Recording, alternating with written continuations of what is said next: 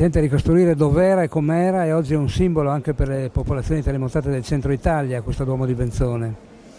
Questa è una giornata importante per la comunità di Venzone, ma per tutta la regione e in particolare per il Friuli che venne colpito 40 anni fa dal terremoto. Oggi abbiamo restaurato le 12 statue che andarono perse nella distruzione tra maggio e settembre, le abbiamo restaurate e adesso stiamo lavorando alle copie perché il prossimo anno a maggio vorremmo ricollocarle, ovviamente le copie perché non è possibile diversamente, collocarle in cima al Duomo. Questo significa completare la ricostruzione ed è un segnale importante, simbolicamente importante anche per le popolazioni dell'Italia centrale che sono state duramente colpite e che possono vedere nel Duomo di Venzone la possibilità di ricostruire dov'era, com'era, addirittura con le stesse pietre. Credo che questo sia davvero in termini simbolici l'aiuto più prezioso che possiamo dare a quelle persone.